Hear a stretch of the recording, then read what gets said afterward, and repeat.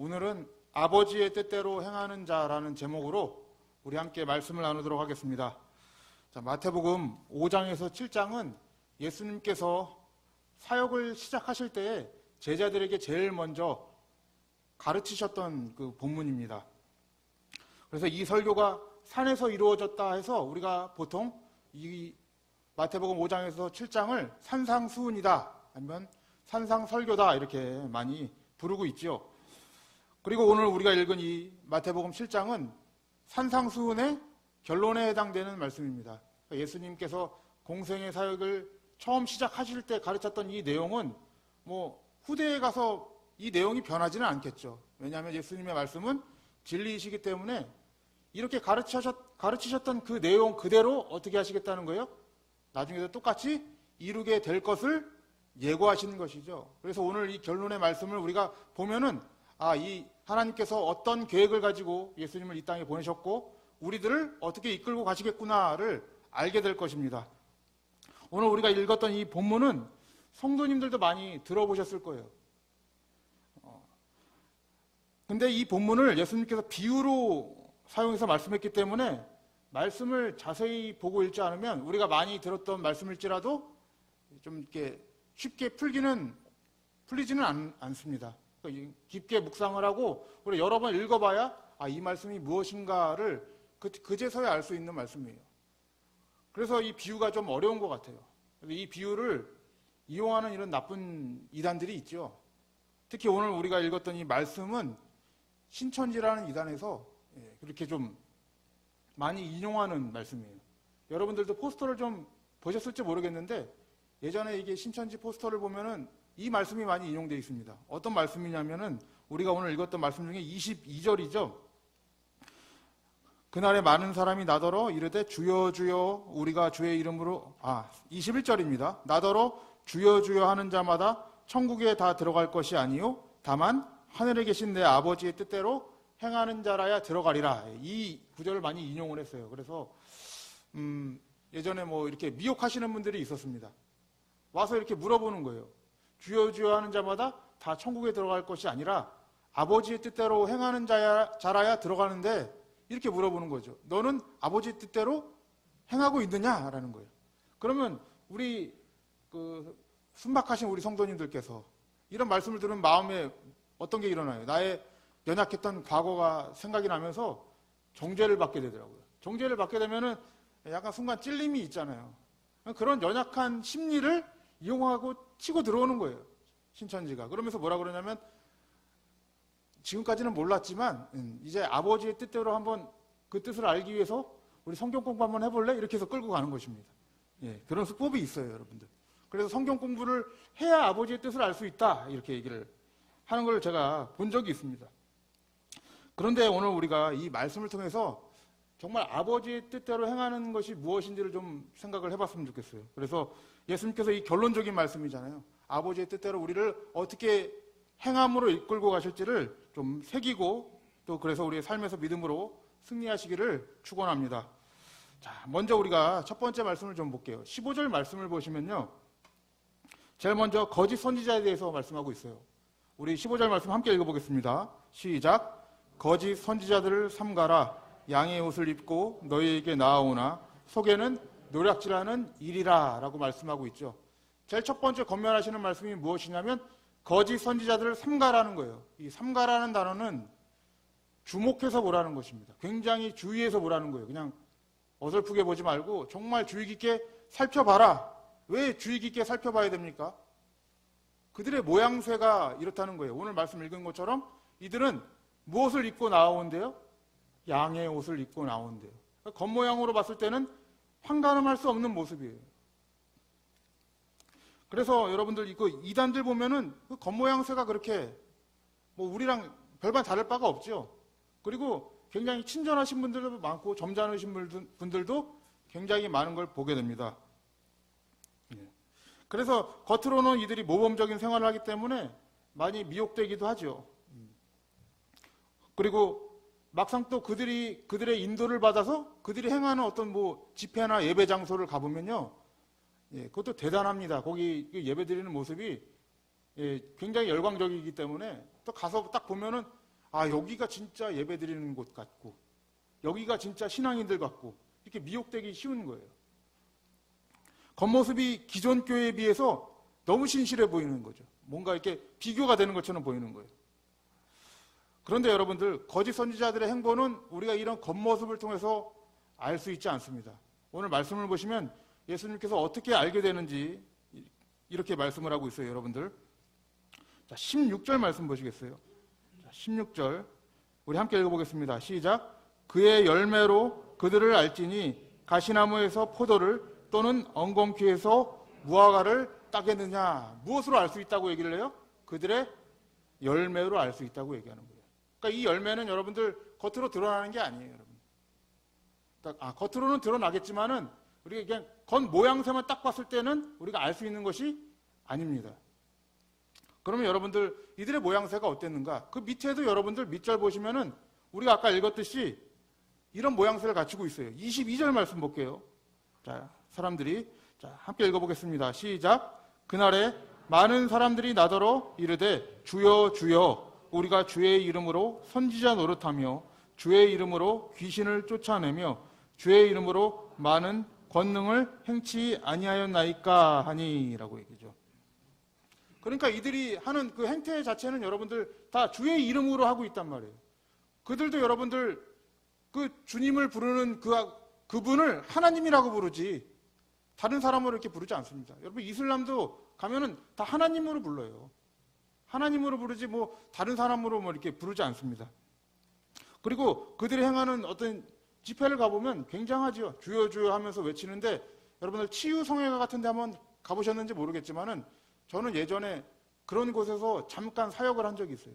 그래서 가보면 정말 놀랍니다. 왜냐하면 제가 그동안 보지 못했던 어떤 놀라운 일들이 많이 벌어져요. 뭐 이상한 말을 많이 한다든가 뭐 귀신 들린 것처럼 얘기한다든가 쓰러진다든가 거품을 문다든가. 그래서 제가 거기서 했던 일이 뭐냐면요. 쓰러지는 사람 뒤에서 잡아주는 거였어요. 이게 사역자가 뒤에서 이렇게 쓰러질 때쯤에 이렇게 잘 잡아서 몸이 안 다치게 하는. 그러니 그때 관절이 얼마나 아팠겠습니까?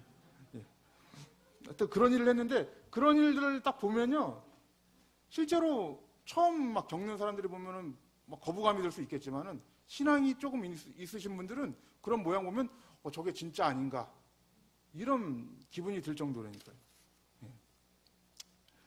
그런데 오늘 이 말씀처럼 그들을 어떻게 알 수 있다고 얘기하냐면 열매로 그들을 알 수 있다라고 말씀하고 있어요. 그러니까 오늘 우리가 이제 좀 생각을 해봐야 될 게 그럼 이 열매가 도대체 무엇인가를 좀 생각을 해봐야 될 것 같아요. 자, 17절, 18절 좀 한번 계속 읽어볼게요. 좀 읽어보겠습니다. 시작. 이와 같이 좋은 나무마다 아름다운 열매를 맺고 못된 나무가 나쁜 열매를 맺나니 좋은 나무가 나쁜 열매를 맺을 수 없고 못된 나무가 아름다운 열매를 맺을 수 없느니라. 오늘 이 번역에는 좀 약간 의역이 돼 있지만은요, 직역을 하면 이거예요. 이게 뭐 좋은 나무, 아름다운 나무 이렇게 아름다운 열매 이렇게 번역이 돼 있지만 원문을 보면은 그냥 선한 나무예요. 선한 나무, 선한 열매 이렇게 돼 있어요. 그리고 썩은 나무, 악한 열매 이렇게 기록이 되어 있습니다. 그러니까 선한 나무에서만이 선한 열매를 맺을 수 있고 썩은 나무에서는 악한 열매만 맺을 수밖에 없다라고 얘기를 하는 거예요. 그래서 예수님께서 말씀하시는 열매는 그러니까 어떤 도덕적이나 윤리적인 그러한 열매를 말씀하시는 것이 아니라 그런 윤리적인 차원을 넘어서서 본질적인 선에 대해서 말씀하는 것이죠. 이 본질적인 선한 열매, 이것이 무엇인가 우리가 좀 생각을 좀 해봐야 될 것 같아요. 예수님께서 전에 이 바리새인들과 함께 논쟁을 하면서 이런 논쟁을 펼친 적이 있는데 제가 말씀을 찾아왔거든요. 마태복음 12장에 보시면은 이렇게 말씀을 하십니다. 12장 33절 말씀 보시면은 이렇게 말씀하십니다. 우리 함께 읽어볼게요. 시작. 나무도 좋고 실과도 좋다 하든지 나무도 좋지 않고 실과도 좋지 않다 하든지 하라. 그 실과로 나무를 아느니라. 오늘의 말씀하고 비슷하죠? 자, 그 다음 말씀 한번 보세요. 34절. 독사의 자식들아, 너희는 악하니 어떻게 선한 말을 할 수 있느냐? 이는 마음에 가득한 것을 입으로 말함이라. 자, 마음에 가득한 게 무엇으로 나온대요? 입으로 나온대요. 선한 말씀이죠. 선한 말씀이 그 안에 없는데 어떻게 나올 수 있겠느냐, 이런 말씀이에요. 자, 35절 계속해서 한번 읽어보겠습니다. 시작. 선한 사람은 그 쌓은 선에서 선한 것을 내고 악한 사람은 그 쌓은 악에서 악한 것을 내느니라. 36절 계속 읽을게요. 내가 너희에게 이르노니 사람이 무슨 무익한 말을 하든지 심판날에 이에 대하여 신문을 받으리니 내 말로 의롭다함을 받고 내 말로 정죄함을 받으리라 라고 얘기해요. 예수님께서 이 말씀을 보시면은 나무와 실과 얘기를 하다가 갑자기 뭘로 바뀌었어요? 말씀으로 바뀌었어요. 안에서 선한 마음이 있어야, 선한 말씀이 있어야 선한 말이 나오지 않겠느냐라고 말씀하고 있어요. 그래서 마지막 때 심판이 어떻게 이루어지고 있습니까? 내가 가지고 있는 말씀으로 내가 정죄함을 받고 내가 가지고 있는 말씀으로 내가 의롭다함을 받는다고 말씀하고 있는 거예요. 그러면 여기서 말씀하는 이 선한 열매는 뭘까요? 우리에게 나올 수 있는 선한 열매. 하나님의 말씀이라는 거예요. 자, 이러한 이와 비슷한 말씀이 하나가 더 있습니다. 제가 하나 더 찾아왔는데 요한 1서의 말씀이에요. 자, 요한 1서 4장 말씀을 한번 읽어볼게요. 자, 4장 1절 말씀. 1절부터 6절인데 길지만 좀 읽어보면서 우리가 좀 생각을 해볼게요. 자, 1절 말씀 함께 읽어보겠습니다. 시작. 사랑하는 자들아 시험하라. 많은 거짓 선지자가 세상에 나왔습니다. 2절 하나님의 영은 이것으로 알지니 곧 예수 그리스도께서 육체로 오신 것을 시인하는 영마다 하나님께 속한 것이다. 그럼 악한 영과 선한 영은, 하나님의 영은 어떻게 안다고 얘기를 하는 거예요? 4장 2절에서 예수 그리스도께서 이 육체 가운데 오신 것을 시인하는 영마다 뭐라고 얘기를 해요? 하나님께 속한 영이다 라고 얘기합니다. 자, 3절 말씀 보겠습니다. 예수를 시인하지 아니하는 영마다 하나님께 속한 것이 아니니 이것이 곧 적그리스도의 영이니라 오리라 한 말을 너희가 들었거니와 이제 벌써 세상에 있는 것이니라. 그러면 여러분들 이제 영이 악한지 선한지는 뭘로 알 수 있는 거예요? 예수 그리스도를 시인하느냐 하지 않느냐, 육체 가운데 오신 것을 믿느냐 믿지 않느냐로 우리가 선한 것과 악한 것을 구별할 수 있는 거예요. 자, 4절 말씀 한번 보겠습니다. 4절 5절 계속 볼게요. 자녀들아 너희는 하나님께 속하였고 또 저희를 이겼나니 이는 너희 안에 계신 이가 세상에 있는 이보다 크심이니라. 저희는 세상에 속한 거로 세상에 속한 말을 하며 세상이 저희 말을 듣느니라. 자, 여기서 어떻게 말씀이 전개되고 있습니까? 예수를 시인하는 것을 뭘로? 저들은 세상에 속한 거로 세상에 속한 말을 한다라고 얘기를 하죠. 말씀으로 전개가 되고 있어요. 자, 6절 마지막 말씀 보시면은 이렇게 결론을 냅니다. 함께 읽겠습니다. 시작. 우리는 하나님께 속하였으니 하나님을 아는 자는 우리의 말을 듣고 하나님께 속하지 아니하는 자는 우리의 말을 듣지 아니하나니 진리의 영과 미혹의 영을 이로써 아느니라. 자, 무엇으로 안돼요? 말씀을 듣고 안다고 얘기를 하죠. 예수 그리스도를 시인하는지 그리스도를 믿는지 그에게 그렇게 선한 말이 나올 수 있는 이 열매, 말씀의 열매가 있는지 없는지에 따라서 무엇이 구별이 되고 있는 거예요?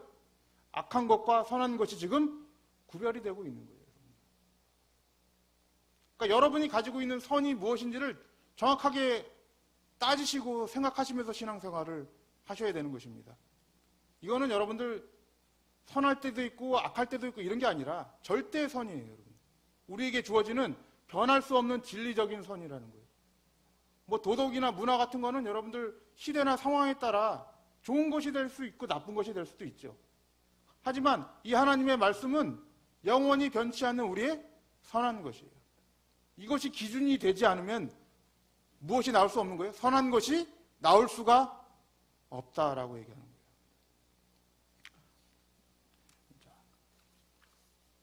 그래서 여러분들 이것은 이제 계속해서 오늘 본문을 보시면은 이 말씀에 대해서 전개가 되고 있는 것을 볼 수가 있어요, 여러분들. 자, 아버지의 뜻대로 행하는 자가 하나님의 나라에 들어간다고 말씀하시면서 이제 24절과 26절의 결론 부분이죠, 오늘 말씀에. 결론 부분이 이렇게 말씀을 하고 있습니다. 여러분들 24절 말씀 한번 읽어볼게요. 시작. 그러므로 누구든지 나의 이 말을 듣고 행하는 자는 그 집을 반석 위에 지은 지혜로운 사람 같으리니. 여기서 어떤 말씀이 나옵니까? 나의 무엇을 듣고? 이 말씀을 듣고, 예수 그리스도의 말을 듣고 행하는 자는 어디에 집을 지은 자와 같대요? 반석 위에 집을 지은 자와 같대요.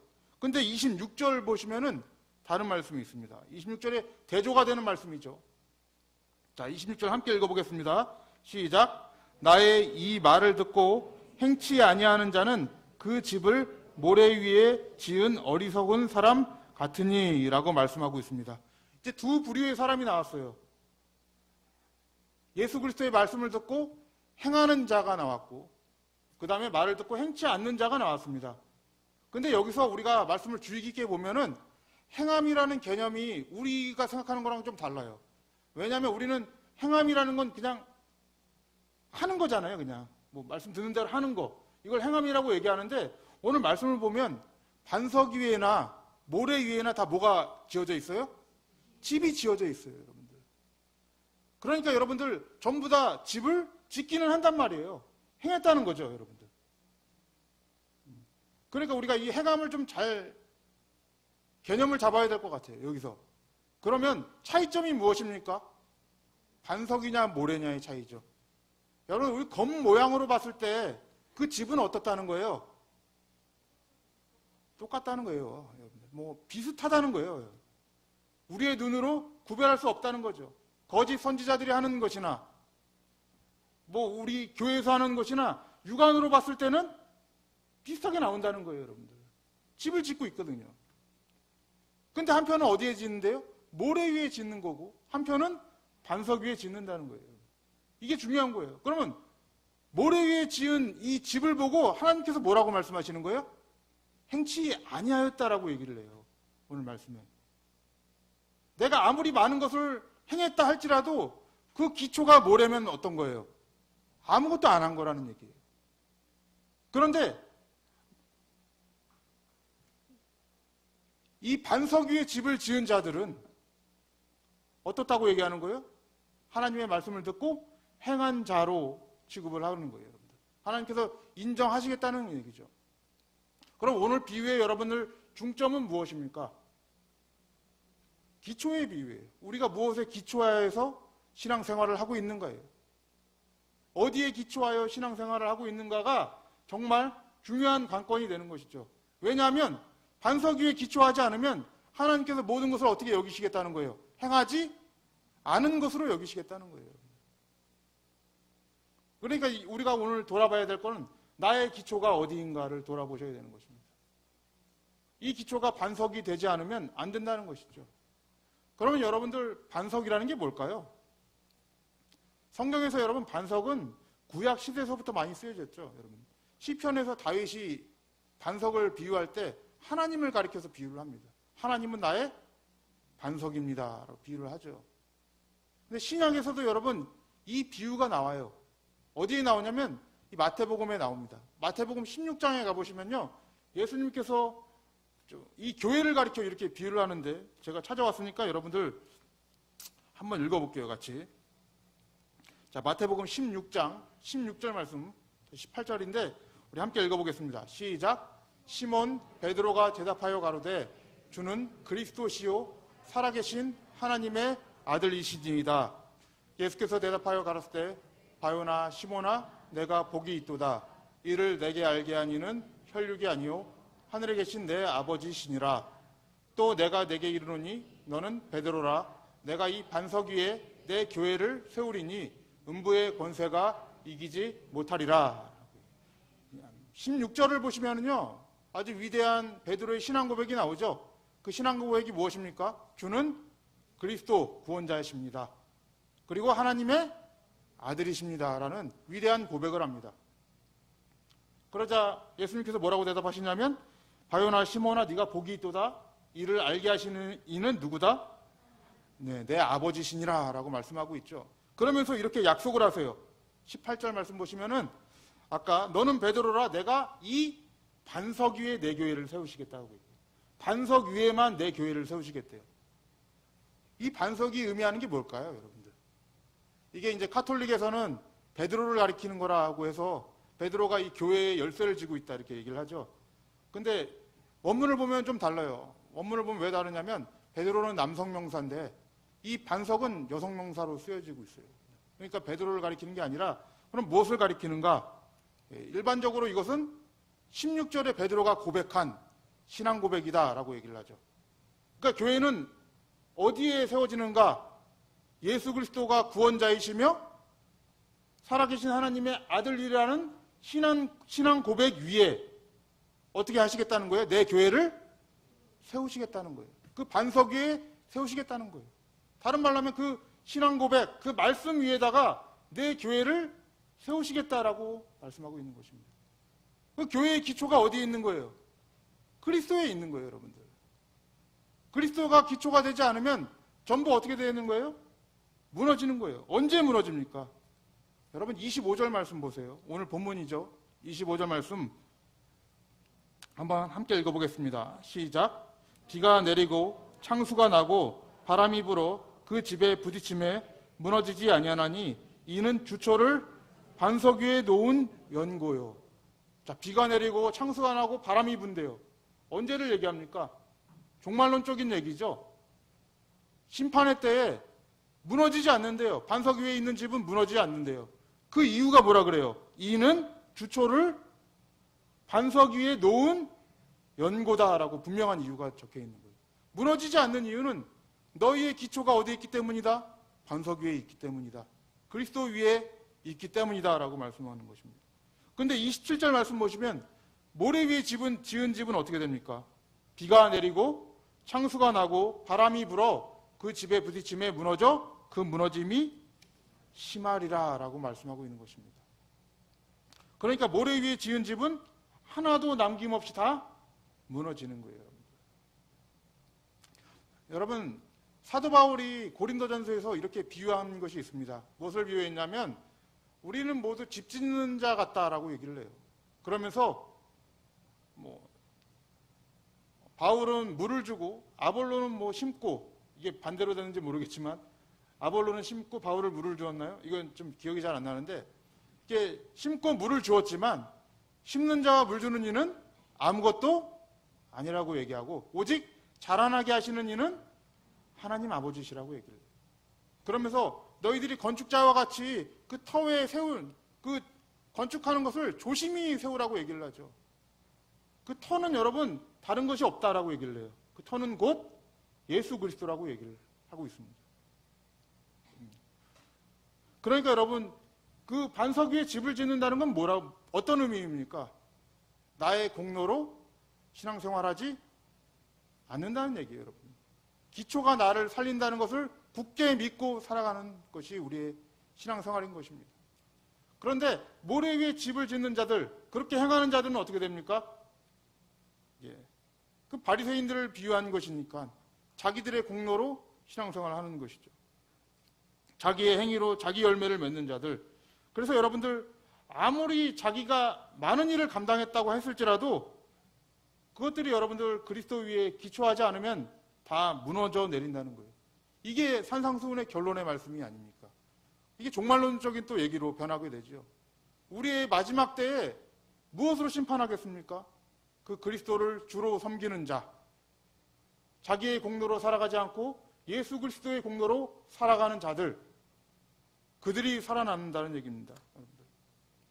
우리는 여러분들 우리의 환경과 우리의 행함을 보면서 신앙생활하는 자들이 아니라 예수 그리스도의 공로로 집을 지어가는 자들입니다. 요한복음에서도 우리를 비유하죠. 우리는 가지라고 얘기를 해요. 그 가지가 나무에 붙어있지 않으면 아무런 열매도 맺을 수가 없는 것입니다. 사랑하는 우리 성도님들, 오늘 이 비유를 마음에 좀 새기시길 바랍니다. 우리의 기초는 반석이 되시는 예수 그리스도십니다.